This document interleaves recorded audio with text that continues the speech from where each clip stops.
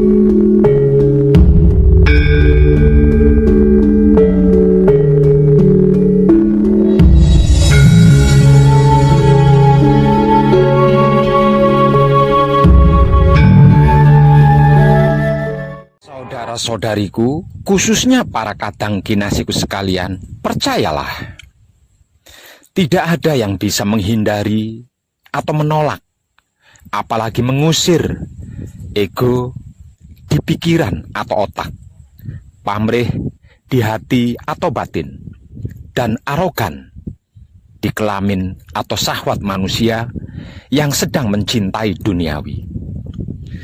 Selain dengan penyerahan diri secara total kepada Dat Maha Suci Hidup yang menggetarkan jiwa raga, dan kesadaran rasa cinta kasih sayang hidup kepada yang membuat pikiran gelisah, hati yang merana,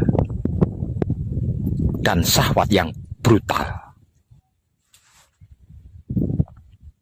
Percayalah, endingnya kesadaran universal atau kesadaran murni atau kesadaran tertinggi atau kesadaran hidup seorang putro kekudangane Romo itu bukan pada sabar atau tidaknya, dan bukan pada terampilnya menahan emosi atau tidaknya,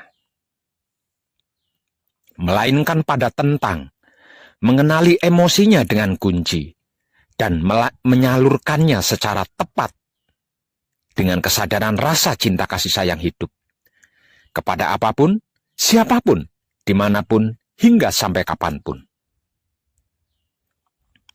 Dan inilah yang dimaksud dari menebar kesadaran rasa cinta kasih sayang Romo tanpa ego, pamrih, arogan.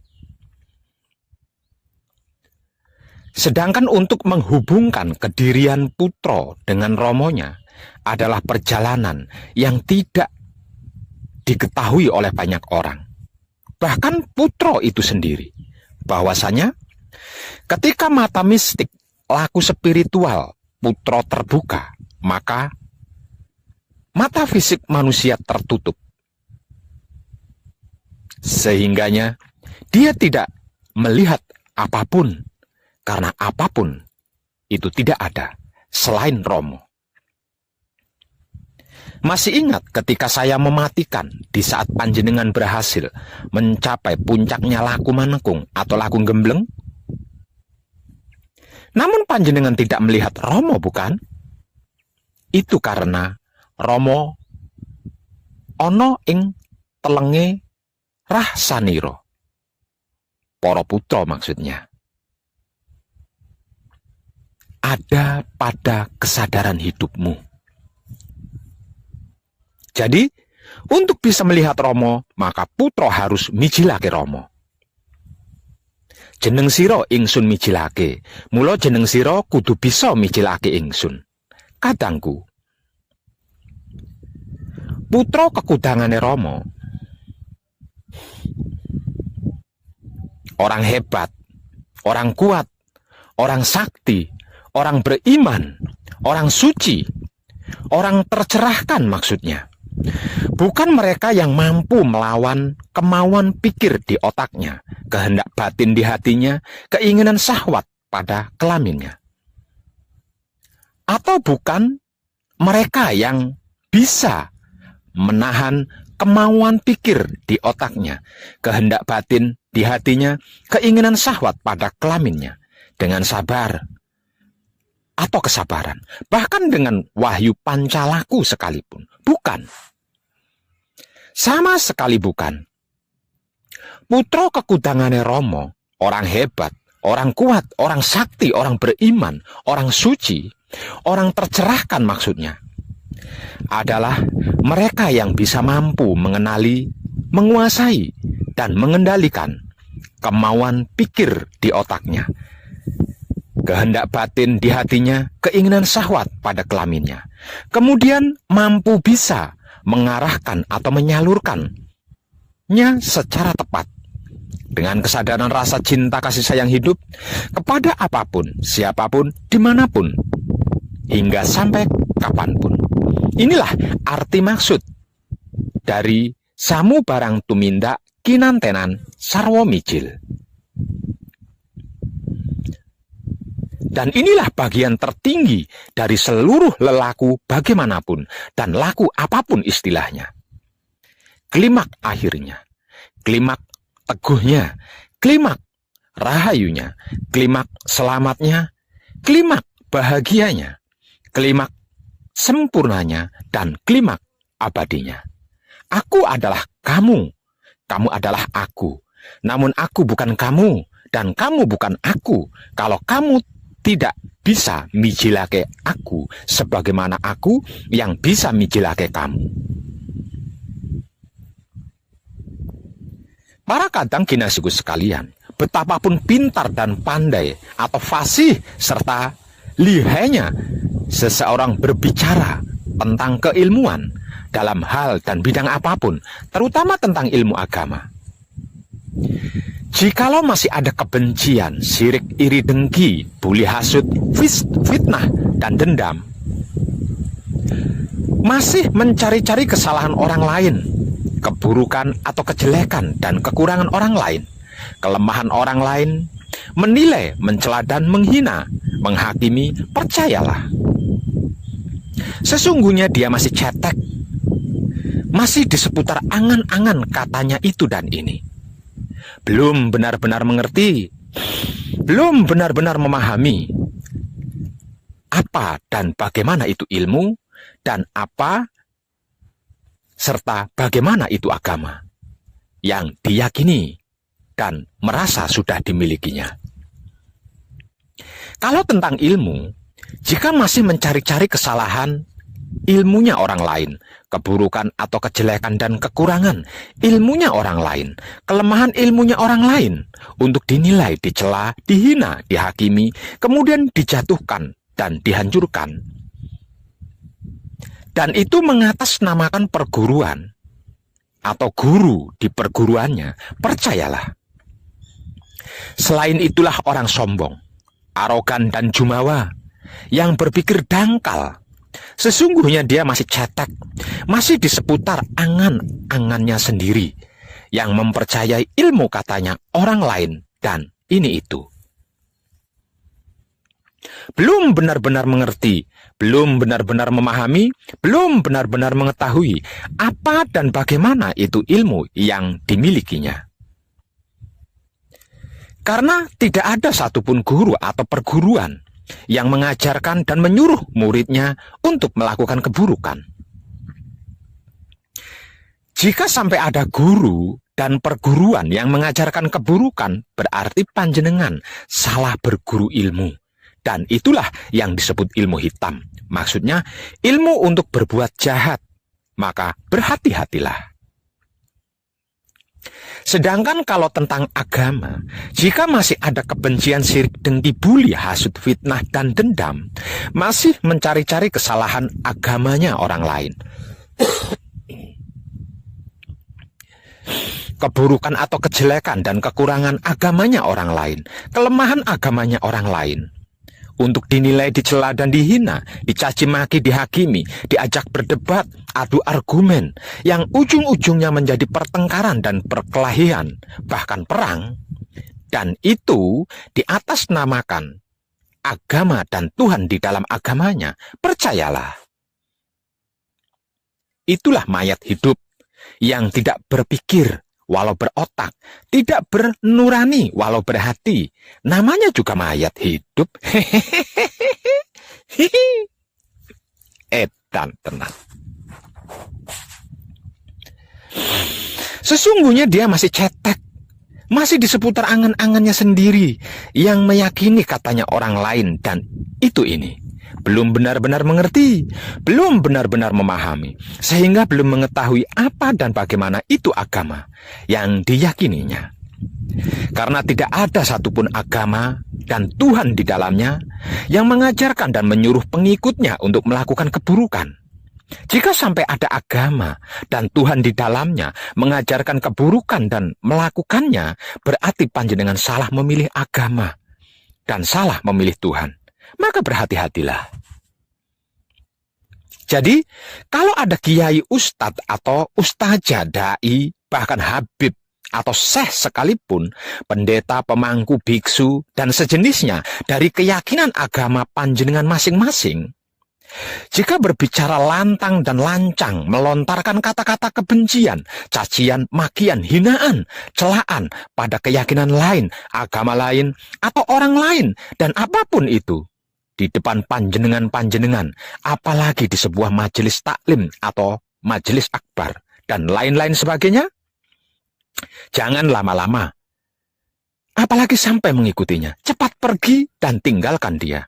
Karena selain dia sedang mendustai panjenengan, dia sedang memprovokasi panjenengan agar supaya panjenengan bisa dijadikan kambing hitam dan korbannya untuk mencapai misi dan visi pribadinya. Sekalipun dibungkus dalil dan ayat-ayat serta firman-firman dari kitab suci agama yang panjenengan anut, yakini kebencian tetaplah kebencian, keburukan tetaplah keburukan, karena dalam kitab suci apapun tidak ada dalil dan firman yang berayat berkebencian, sirik, iri, dengki, buli, hasut, fitnah, dan dendam, mencari-cari kesalahan agamanya orang lain, keburukan atau kejelekan dan kekurangan agamanya orang lain, kelemahan agamanya orang lain, itu sama sekali tidak ada. Saya yakin panjenengan cerdas dalam hal ini. Artinya, panjenengan bisa mengerti dan memahami mana kata-kata tulus dan baik, mana yang tidak.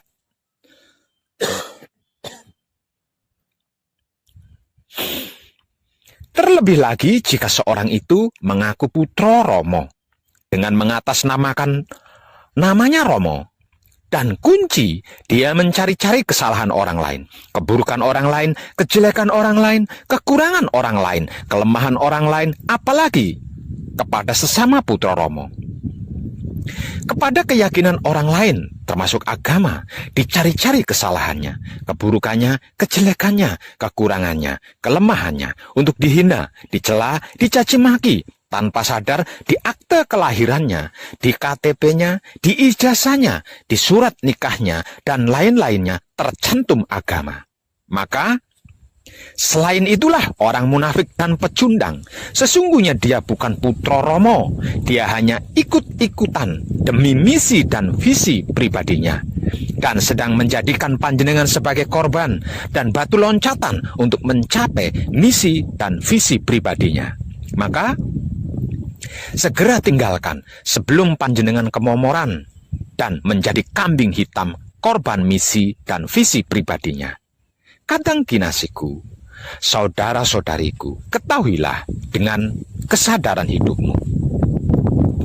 Manusia itu adalah makhluk yang terbatas, sedang yang dimaksud Tuhan, apapun sebutannya, adalah bukan makhluk dan tidak terbatas.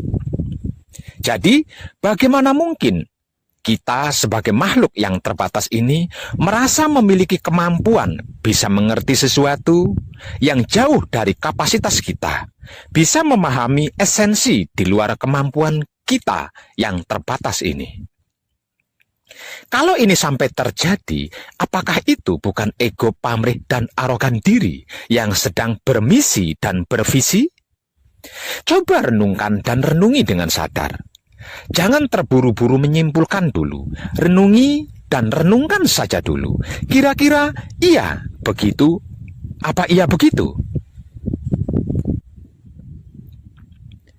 Ini dan disinilah salah satu akar masalah dari masalah-masalah yang tidak manusiawi paling utama, yang sedang tumbuh berkembang di NKRI, yang sama-sama kita cintai ini.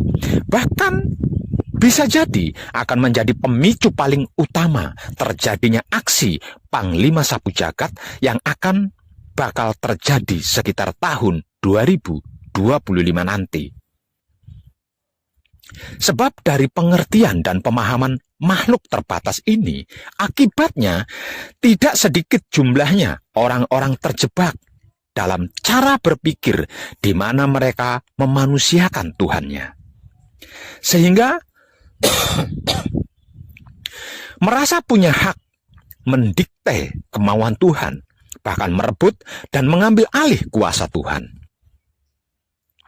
Konyolnya lagi, merasa mampu melindungi Tuhan dari berbagai macam ancaman dan menjaga harga diri Tuhan dari orang-orang yang menghina dan mengancam Tuhan.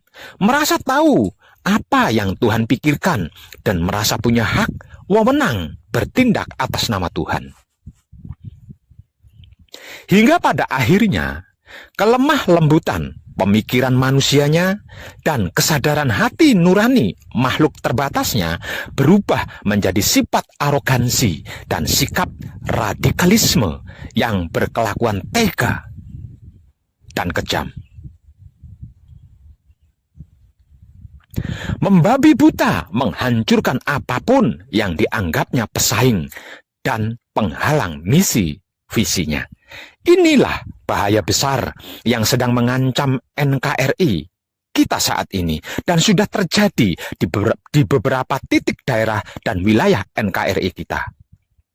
Mengatasnamakan Tuhan untuk kepentingan pribadi dengan cara mendogmakan prinsip hidup yang sebenarnya tidak ada di dalam kitab suci agama apapun. Kepada seluruh generasi muda NKRI yang sedang haus ilmu dan masih berdarah panas. Ini adalah akibat dari sebab para guru-guru, para pembimbing, kiai, pendeta, biksu atau bikuni, pemangku, dan entah apalagi sebutannya, yang sebagai pengajar dalam masing-masing agama atau kepercayaan, yang menyampaikan dan mengajarkan kitab sucinya masing-masing agamanya dengan tidak jujur apa adanya, melainkan dengan misi dan visi pribadinya, bahkan politik di dalamnya. Untuk seluruh para guru-guru, para pembimbing, kiai, pendeta, biksu atau bikuni, pemangku, dan entah apalagi sebutan dalam keyakinan agama apapun, kalau mempunyai misi dan visi pribadi, dimohon jangan menggunakan agama sebagai tameng dan mengatasnamakan Tuhan.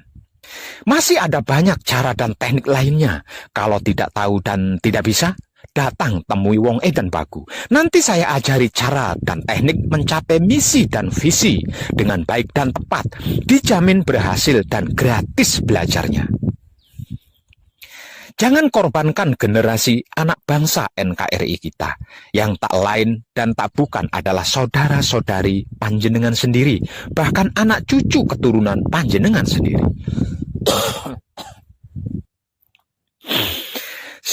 Sekali lagi, jangan memanfaatkan agama apalagi mengatasnamakan Tuhan untuk keinginan pribadimu. Itu pengecut dan pecundang namanya. Dalam kehidupan dunia ini, silahkan. Hiduplah sesuka pikiranmu, tapi ingat kau akan mati. Cintailah apa saja sesuka hatimu, tapi ingat kau akan meninggalkannya. Berbuatlah sesuka kelaminmu, tapi ingat kau akan dibalas. Paling lambat awal tahun 2025 nanti, yang tinggal beberapa tahun lagi loh.